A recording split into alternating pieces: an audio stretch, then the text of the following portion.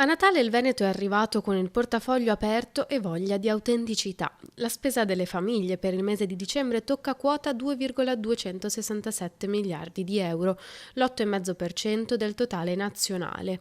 Un dato che fotografa un mercato vivace dove la componente artigiana gioca un ruolo decisivo nella qualità dei prodotti, nella personalizzazione e nell'identità territoriale. Sono prodotti di qualità, tanto che questi prodotti recentemente sono stati anche riconosciuti dall'UNESCO, quindi motivo maggiore per andare ad acquistare e consumare prodotti italiani, da quello che riguarda l'enogastronomia piuttosto che tanti altri prodotti come regali.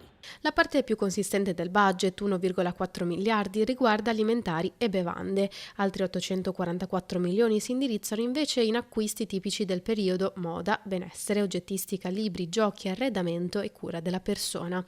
Ed è proprio a dicembre che si concentra infatti il picco dei consumi, un più 28,8% di vendite al dettaglio rispetto alla media degli altri mesi del triennio 2022-2024. Il consumo di prodotti, quindi di servizi, in questo caso che riguardano la persona, anche in questo caso bisogna andare da figure professionali che abbiano fatto dei percorsi, che abbiano una sede, che siano regolari in tutto. Ecco perché gli artigiani rappresentano questa regolarità e questa capacità di fare servizi di alta qualità e quindi che sappiano valorizzare il loro prodotto, ma soprattutto dare una garanzia alle persone che ne usufruiscono.